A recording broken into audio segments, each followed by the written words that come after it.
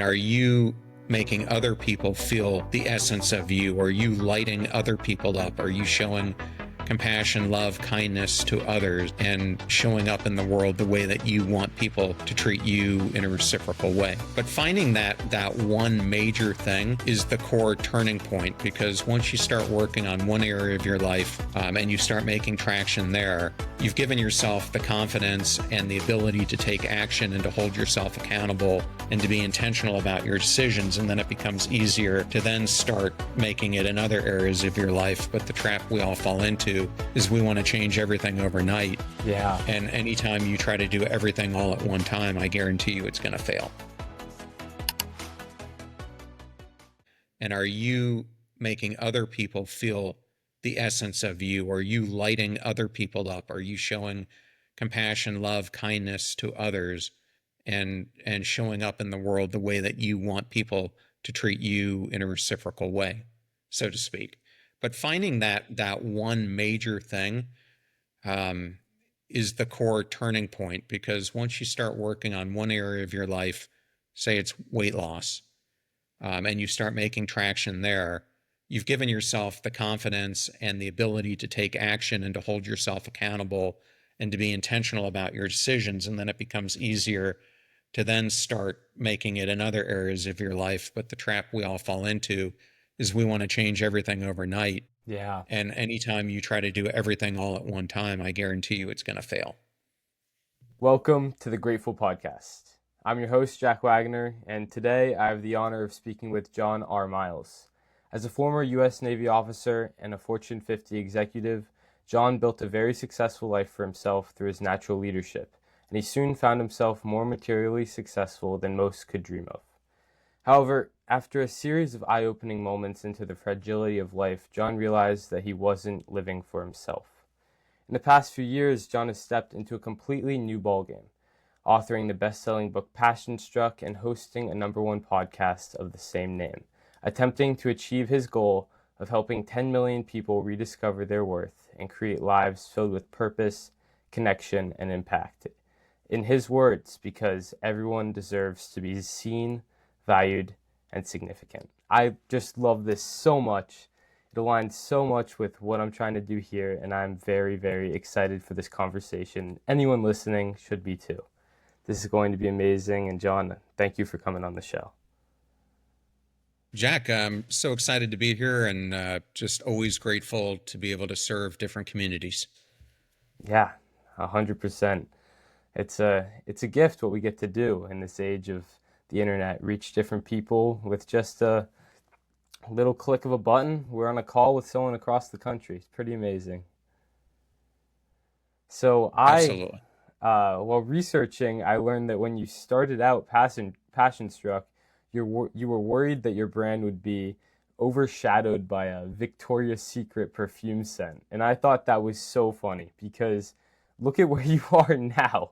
I don't think you hear the words Passionstruck and you think of you, and no one thinks about that scent anymore. That must be such an amazing feeling to be able to overcome that doubt. Well, before you get into anything, it's always you always have to evaluate what you're up against. And so when you're taking over a new concept, a new name that you want to own, obviously you need to do your due diligence. And like you said, when I was doing mine, I was actually shocked when I went to look up the domain that the domain wasn't taken, because as you said, Victoria's Secrets has a perfume called Passionstruck. And so my concern, even though we were getting the domain, was they had so many advertisements out there, so many impressions about the perfume.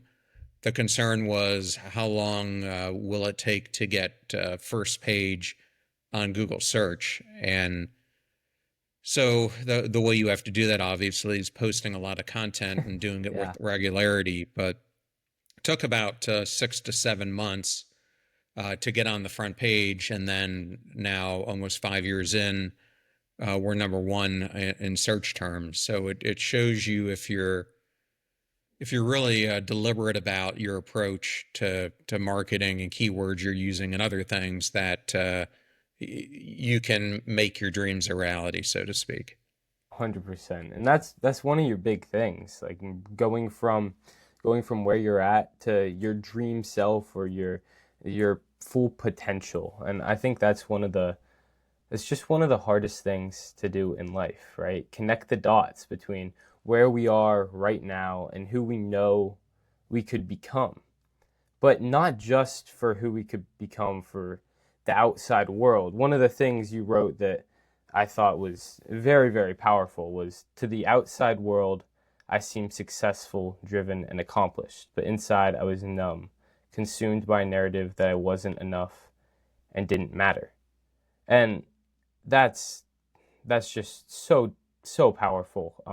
By anyone's standards, you were a very, very successful person, but it feels like, from my understanding, you knew that you hadn't achieved the one thing we all want, which is fulfillment, right? From a young age, we're given this roadmap on how we can live a quote unquote good life. And you've done everything to the T or exceeded all of it, and you still hadn't found that. So what was the turning point for you that made you realize I have to do something to change this and rewrite the narrative of my life? Yeah, well, I think it's first important to maybe step back. There's a theory called self-discrepancy theory that has three versions of ourself: our current self, the self we feel we should be, and the self that could be. And I think when you look at Henry David Thoreau and what he was talking about when he said the mass of men lead lives of quiet desperation, he was talking about how most people end up moving down this path into what they think they should become.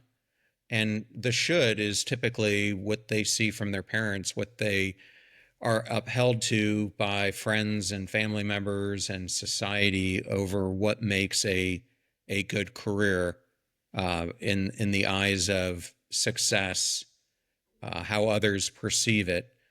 But then there's the ideal self, which is the person that we could be if we aligned our values on what brings fulfillment, not temporary pleasure, and not constantly running on the hedonic treadmill. And so for me, I had gone down that path, I think, of kind of following in my father's footstep and my grandfather's, and going from the military into corporate America. But if I look back to when I was your age and younger, um, that's never where my heart was thinking I was going to sit behind a desk in one of these Fortune 500 monstrosities, shuffling paper, attending meetings. That was never the life that I thought I was going to have, and yet it's where I found myself living. And I think it's a trap that so many people find themselves in. And there were moments where I felt or thought I felt fulfilled, but when I look at it more deeply, it really backs up to Bronnie Ware's book, The Five Regrets of the Dying, and her number one regret, which is backed by science, Tom Gilovich's work, who's a psychologist at Cornell University. What they both found interviewing people in their late trimester was the number one regret people have is not pursuing becoming their ideal self.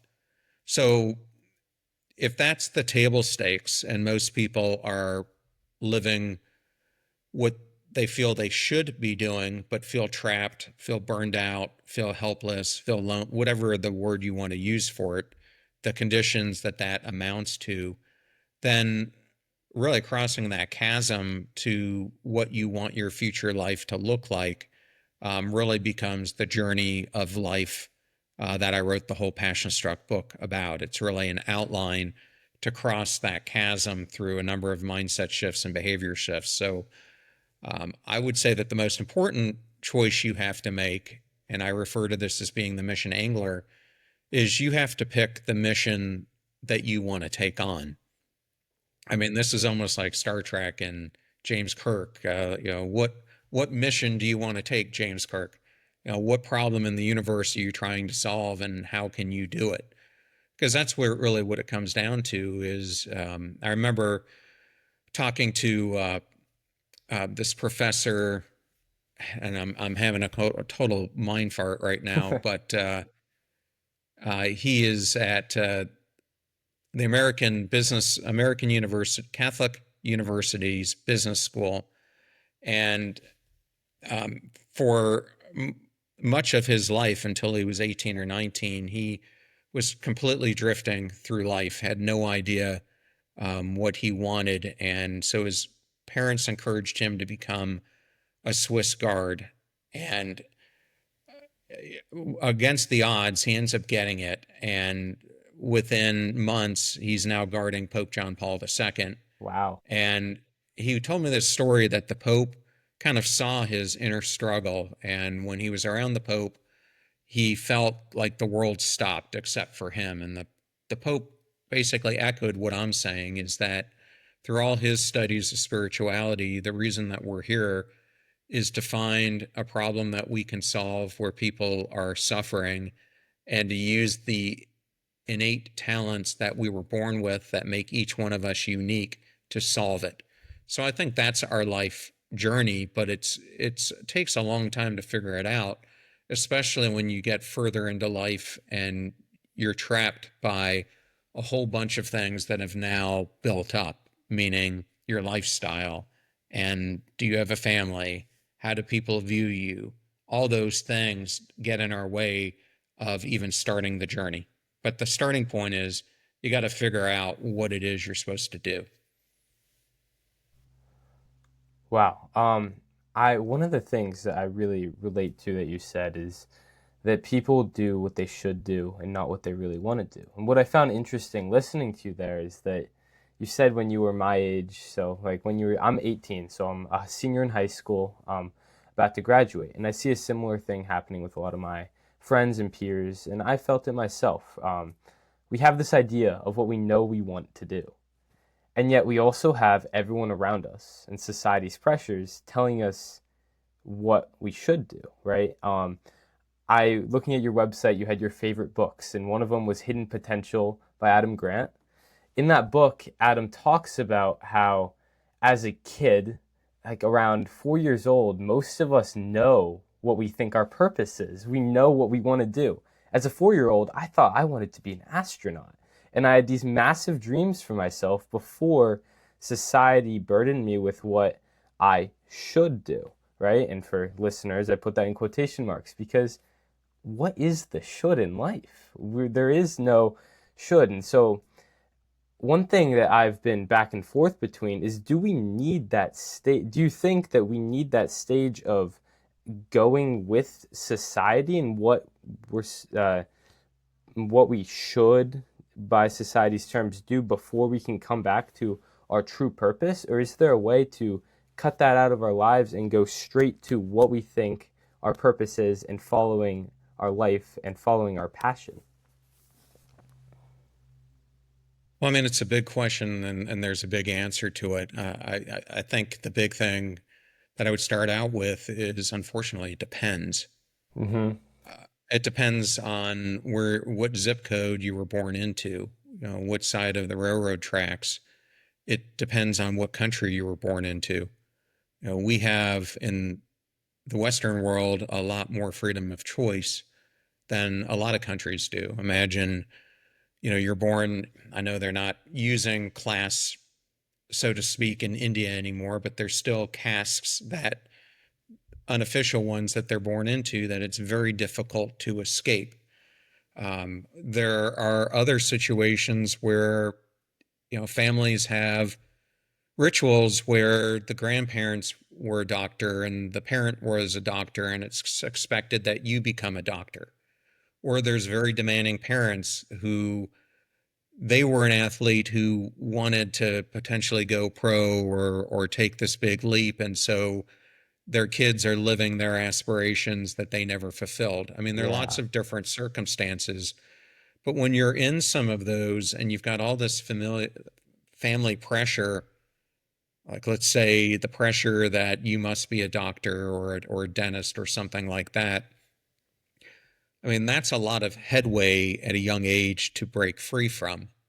And yet there's so many people who kind of get pressured into that, it takes them 10 years to get all their medical degrees. They're 5 years into their medical career, and all of a sudden they're ready to drive the car off a bridge because they're miserable and completely out of sync with who they are. So my point is each of us comes at this at a different point, but we all have the ability to choose. Like a great example of this is a long-term mentor of mine is Captain Wendy Lawrence. Wendy was in the second class of females to go to the Naval Academy, and she went to the Naval Academy because she wanted to be an astronaut. And at the time she started to want to become an astronaut, there weren't any opportunities really for women to do it. There wasn't one at that point. There wasn't a script for her to follow. So she followed the script that the gentlemen were doing, and which meant if she could get in the military, if she could become a pilot, if she would give herself the opportunity, if the chance arose, to be prepared to take it. And so that's what she did. She ended up changing directions, went to the Naval Academy, became one of the first female helicopter pilots. And even while she was going down this path, she always felt like she had to do it better than everyone else because of where she wanted to go. She went through MIT, and then when I met her, she was my physics instructor at the Naval Academy. And during that time, she got selected into the astronaut program and became the first female astronaut from the Naval Academy to actually Wow. go into space. But That's amazing. there's a lot, so she realized it earlier, which we all have the opportunity to do. And then she took a very disciplined path to get there. So my point is, we all have that opportunity. Some of us have higher barriers that we've got to cross to achieve it. And some of us, I think we tend to look at life, um, you know, people say life is short. I like to Hmm. look at it as life is finite, and it's a hell of a lot longer than you think it is. And so there are huge pivots that you could even see in, people like Martha Stewart or famous actors who never even got their path really escalated until they were in their 40s, some of them even 50s. So, I mean, I think Abraham Lincoln is a great example of this. If you look at his life, for 75, 80% of it, he self-describes himself as a piece of driftwood going from one side of the river to the next. Hmm. And he tried everything out. He was a shop clerk and a post office clerk and a surveyor and an attorney and then a politician, then an attorney again. And it wasn't until he finally found something that he truly felt compelled to solve, slavery, that everything kind of connected, and he propelled himself into this, what I would say, state of being passion struck. It sounds like purpose isn't something we can expect to just come across. Passion isn't something we can expect to just find. One of my favorite metaphors that you say all the time is a lot of people live life like a pinball. They're being bounced back and forth. And if you're just a pinball, it doesn't sound like you're ever going to find your passion. You have to intentionally go out, look for it, and it's a trial and error process. Am I right or am I wrong about that? Yeah, and let me explain that. Yeah, The reason I use it is everyone quotes, you're living life on autopilot, and yeah, I think it's the wrong analogy because autopilot, 99.9% of the planes I know that put it on are going to the final destination they want to achieve, but I that's not hope what we so. do in life. Unless you want to stick in that state of where you should be, because that's what it's going to amount to, Hmm. is you're going to stick in the same place and never break through to achieving the future self you really want. So I picked the pinball analogy because I think that's the point that most of us get stuck in.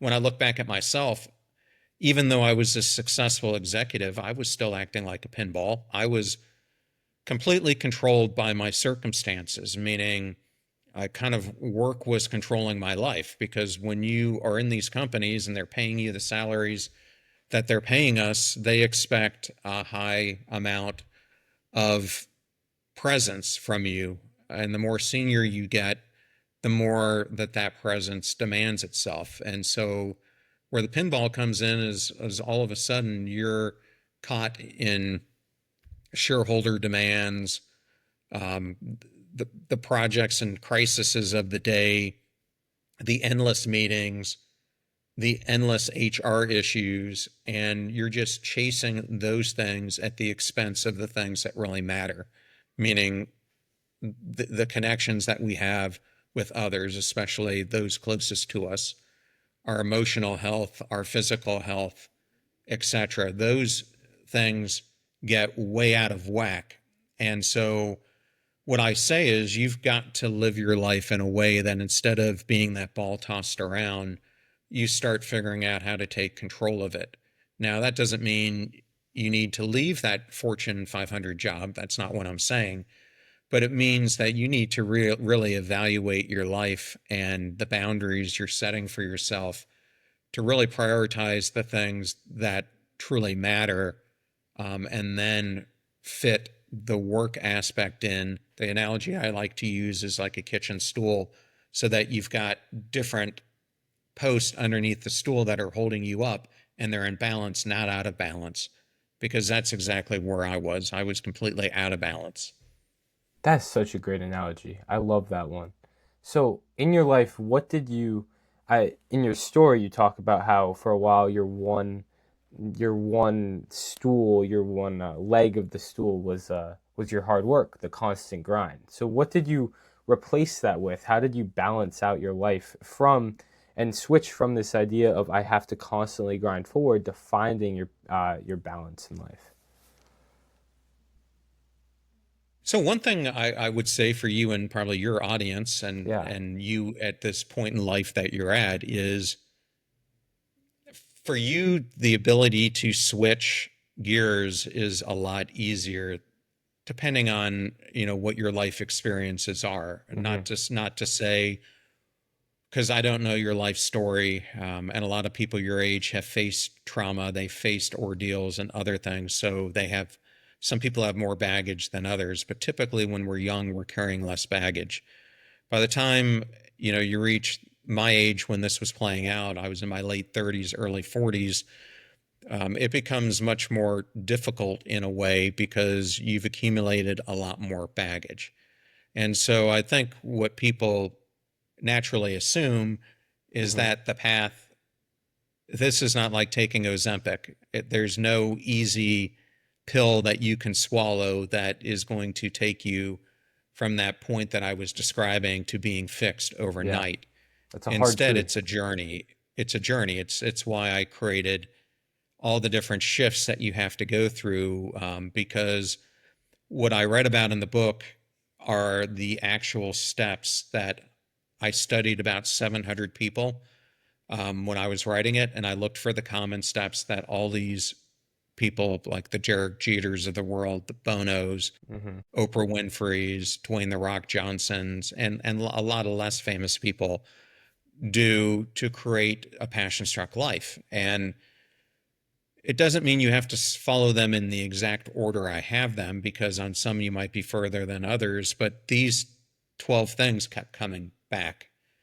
So the hardest thing out of any of them is to make the choice that you're willing to go into the unknown and make a stand. Hmm. So if you're that, you know, if you're in high school and you're looking at what you want to do in college and you're getting ready to go into this next chapter, and your parents want you to go to medical school, and you get in there and decide you really love creativity and you want to be an author or something like that,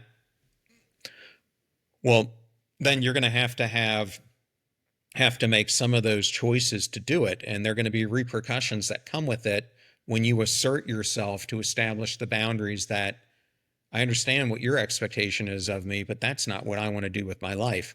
This is where I'm feeling a calling. Um, and then the real thing you need to do is to pick an anchor point. So for me, I had a lot of emotional trauma, combat trauma, that I had suppressed for years.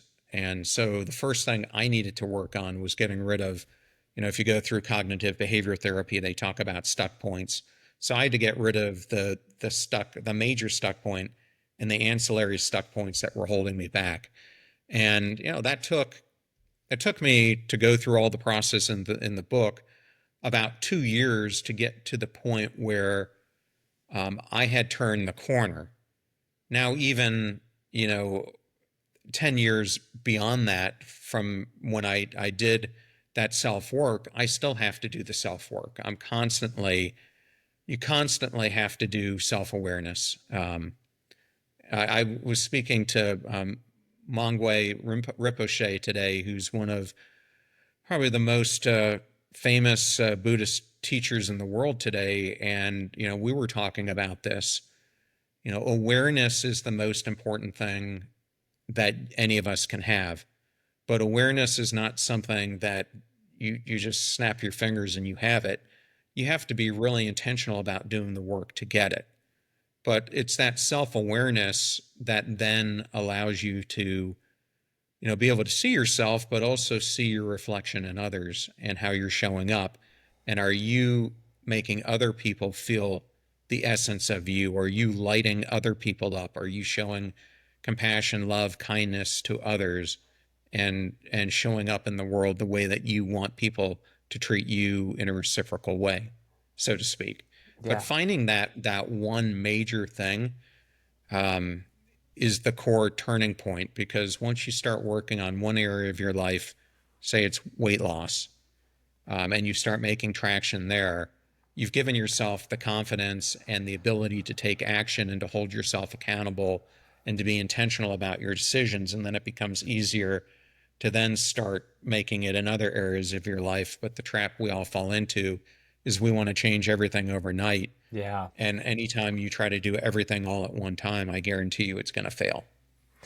I hope you're enjoying this episode of the Grateful Podcast. I'm interrupting to let you know that it would mean the world to me if you could share this episode with someone that you think would enjoy it, or leave a review down below so I can learn what I can do better and what I'm doing well with this podcast. It's a passion project, and I really want it to turn into something that helps people everywhere. Thank you so much for listening. I hope you enjoy the rest of the episode. There's a quote I love by Ray Dalio: "You can do anything you want, but you can't do everything you want." And it's so difficult because as humans, especially as humans that are driven to go after big things and achieve, we want to do everything. We want to be the best at everything. And a lesson I've had to really internalize over the past year or so is that that's impossible. I can't expect.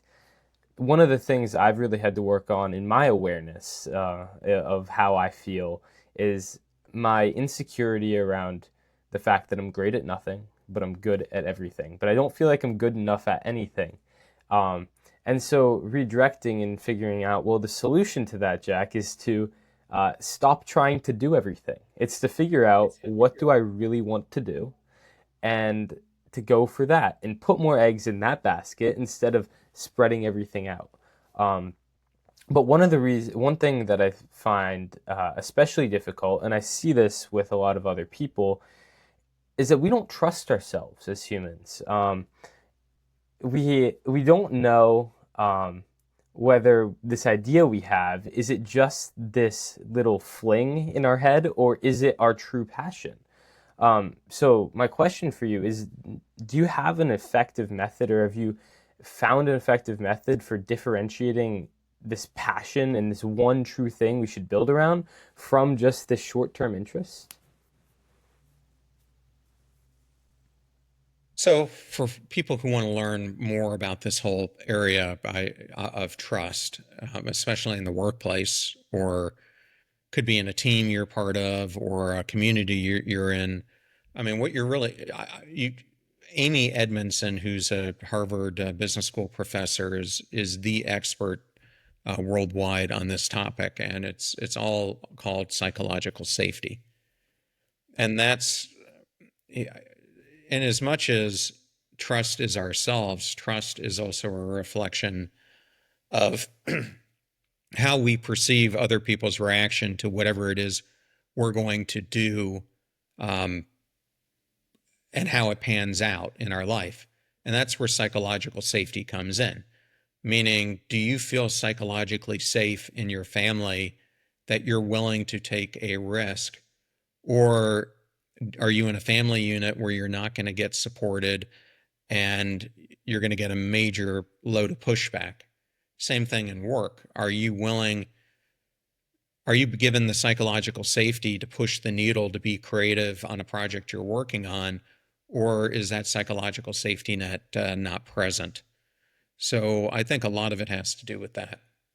With the people you surround yourself with?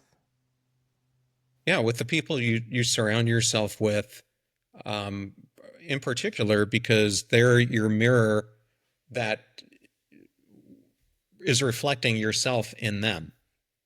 So I have a whole chapter on this I call the mosquito auditor, because it really gets into it's our habits, it's the patterns we find ourselves in, it's the people we surround ourselves with that have a huge impact once we've even found the direction we want to go and we've started to confront the fear, which we're talking about with trusting ourselves, that you've got these people who come into your life and whisper into your ear, and in sometimes very subtle ways, sometimes very loud ways, Mm-hmm. what they think of the path that you're taking.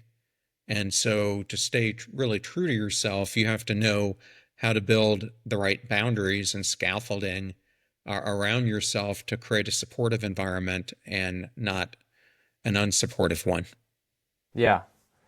Um, when we were talking about awareness, I thought about like the way to in my life, the way that I've figured out whether I can trust myself and what I'm thinking and being I'll take a step back. It's really hard to figure out whether the people in your life are these mosquitoes if you don't know what your truth is. Um, and so in my life, I realized that before I became more aware of what I truly wanted, I was surrounding myself by a lot of mosquitoes because I didn't know that they were mosquitoes. I didn't know that they were affecting or that they had these toxic views on my life and were pressuring me to do things that I didn't truly want to do because I didn't know what I truly wanted to do. Um, and so that point of awareness and becoming aware, whether that's through meditation or whatever, I think could be is just one of the most transformative things you can do in your life. For you, when you made that switch to from being um, almost unconscious in your life and not knowing, not pursuing the things you wanted to do, to ending up creating Passionstruck and going after your passion, was that one of your biggest switches? Did awareness play a big role in that? Yeah, I would say that during that 2 year period, I probably spent the most alone time that I had in decades, just trying to separate myself from the distractions of the world. And I can't tell you, for me, when I do meditation, I like to be in some type of flow. So that could be a walk when I'm around nature, around water. It could be doing an activity like yoga. But other people have different ways that they experience it. But it was during those times that I would really allow myself to process my feelings and specifically how I was showing up. Like how was I showing up for myself? How was I showing up for others? How did I feel like I was being seen by others? And was my life having an impact? And I think we reach these points, and sometimes the answers we like, we hear, are not ones we like. Mm, So then, a lot of times, we like to push blame yeah. onto others. But I mean, the biggest wake up call for all of us is the most incredible person you're ever going to meet in your entire life is the person who stares back at you in the mirror. But the biggest critic, the biggest barrier to achieving what that person in the mirror wants is also that person in the mirror. So if you don't have the friendships you want, it's up to you to cultivate them. If you don't have the community you want, it's up to you to build it. If you Hmm. don't have the support structure you need, it's up to you to create it. And I think a lot of us feel like it has to be given to us. That's just not how it works. Percent. Yeah. No one's going to do it for you, right? But it feels like you look at someone with that support structure around them, and if you're, um, I don't like using the words on the bottom and on the top. I feel like that has some connotation that I'm not really a fan of. But just for the purpose of this, if you are on the bottom or like below someone making less money than them and your goal is to make as much as them or have less fame or whatever, if someone has more than you and they have this support circle around them, you'll a lot of people will make excuses and say, oh, they got there because they have that. But in reality, it was their own responsibility to create and cultivate those relationships around them. One of the hardest things, and a lot of people talk about this online in the self improvement industry, and Alex Ramosi especially, he talks about. Do you know Alex Ramosi? Yeah. Yeah, of course. Of course, right? Who doesn't? He talks about how when you're growing, everyone's going to have a point of feeling a little bit lonely, where you've outgrown the people. You've outgrown one group, but you haven't quite grown enough to fit in or connect with the group you're aiming towards. I feel like this in podcasting a little bit, where I've outgrown the very very small group of podcasters like who are just starting. This is probably my 55th episode at this point. Um, but I'm not close to. Well, I'm not close to your level. Everyone knows that, but I'm still not at the level of the people right above me. And it's this point where that is where the work. That's where you have to put the work in and stick with your passion, and that's where you realize, in my opinion, if your passion is valid, if it's really your thing. Well, I would say, Jack, I mean, you're well ahead of the curve, so give yourself a pat on the back. I mean, most podcasts don't make it to 10 episodes. Out of the 4.7, 4.8 million podcasts that have ever been started, there are about 450,000 that put out an episode each month. Really, wow. So the number is actually a lot lower than it seems, although, more and more people keep coming into the medium. But I never went into this thinking I was going to make a whole lot of money or anything else. I was looking for a medium that I could start trying to test the ideas that I had and to start speaking to people to help them. So my whole reason for getting into podcasting was to make an impact, and it luckily has been a great medium for that.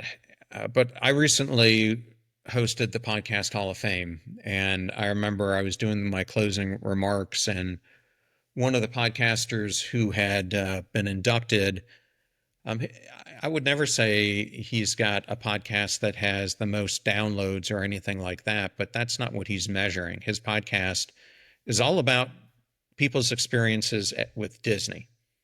And so I heard him give a breakout talk, and he was talking about impact. He was talking about that, a lot of people who are in love with Disney are facing incurable diseases, and they're depressed, and they're looking for inspiration, and Disney is a vehicle that makes them feel happy. So, I echoed kind of what he said, and the reason I got into it.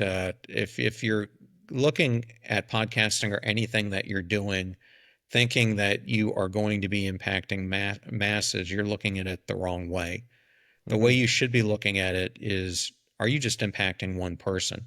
Because a ripple effect off of one person could be huge, depending on how they show up differently in their life. And so for me, that's always what I think about when I'm doing my podcast, especially the solo episodes, is I'm trying to speak to that one person that's out there. And maybe in our episode, it's been a high school student who's really struggling. My daughter is just a few years older than you. She's a junior in college. And I remember when she was in high school, man, she was like a rocket ship, wanting to tackle the world. And um, her mother and I weren't putting pressure on her, but she was putting self pressure on herself to achieve these almost impossible goals. I mean, I think she at one point was taking 4 or 5 AP classes with a capstone all at the same time, and then it all caught up with her, and unfortunately, she had a complete mental breakdown her senior year, where she went from having a 4.8 average and number one by far in her class to, we found out, not going to school for 6 weeks because she was um, emotionally exhausted. And I think there are kids out there who are feeling this every single day. I was recently doing an interview with Laurie Santos, who's a behavioral scientist on happiness at Yale University. She's got a great podcast herself. And she was telling me about how many students are on the Yale campus who are living their life out of achievement, out of trying to strive for perfection, of trying to feel like they're being seen, and they're using good grades and um, emotionally wasting themselves away to go after it. When if they took a step or two back and realized how they're complicating something that shouldn't be complicating and putting pressure on themselves in ways that they don't need to, how much different their life could be.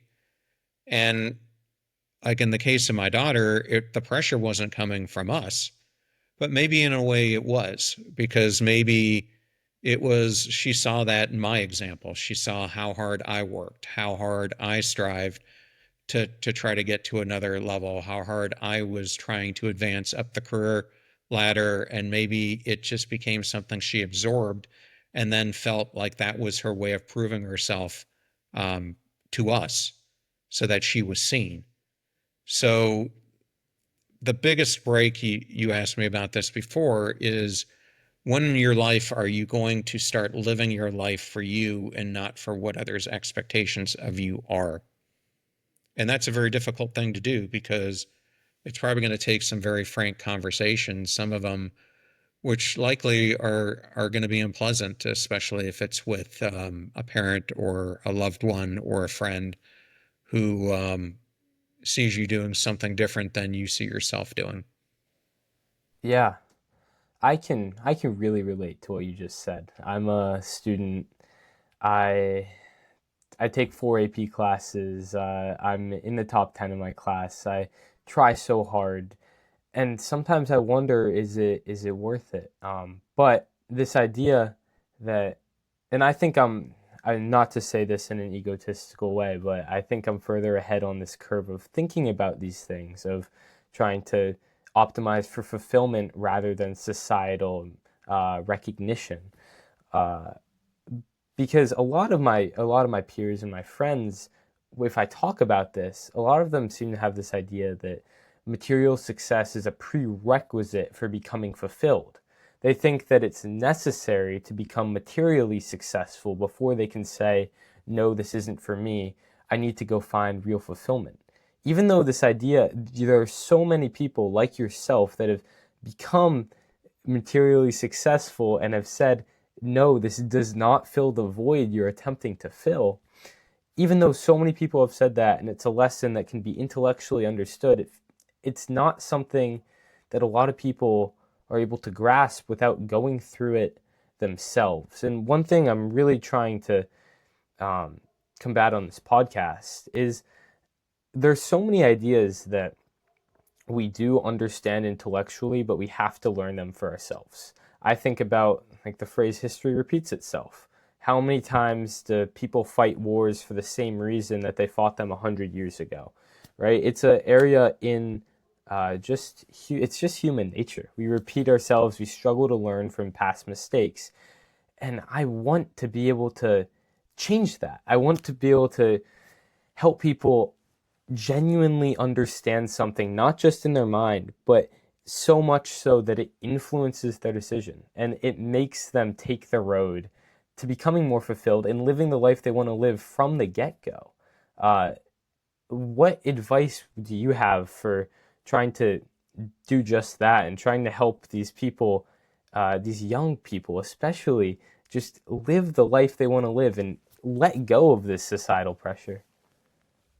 Well, I would tell you and your peer group that you've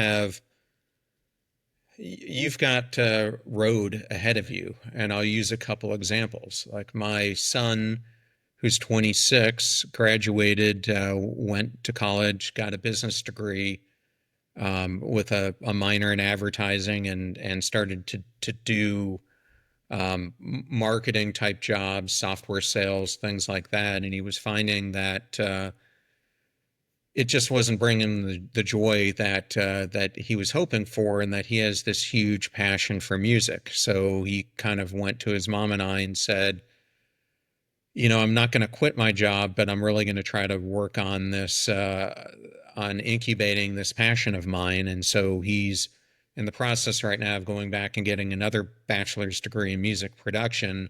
And I think the way he's doing this is in a smart way, because he realizes that the path that he originally went off on isn't the right one. There's another one he wants to go on, but everything that he's learned from the first one, including having that business degree, is going to help him in the second one. Because anyone who's an artist, I don't care if you're a musical artist, an author, a painter, an illustrator, you're really running a small business. So the more you know about business, marketing, those types of things, how to run how to even run a budget, how to pay bills, those things are all important to running a small business. Now, I'll give you another example of this. I recently had, you started this talking about wanting to be an astronaut. Well, I recently interviewed Susan Kilrain. Susan was the first female F-14 pilot. She was flying the F-14 because when she came in, women weren't allowed to be fighter pilots. They opened up the fighter pilot billet, and she got into one. And then she applied to be an astronaut, and she was one of the first female space shuttle pilots. But then her husband is a SEAL, and she wanted to have kids. They wanted to start a family.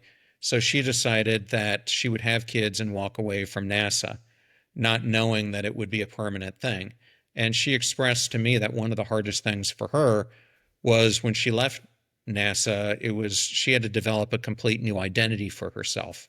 And today she's a children's book author. She does keynotes. She's a partner in a in a venture capital firm. But my point is that there are opportunities to experiment and not go into this journey thinking, I have to study chemical engineering because that is the only route I'm going to make, because I've looked at all the salaries and chemical engineers are going to make the most.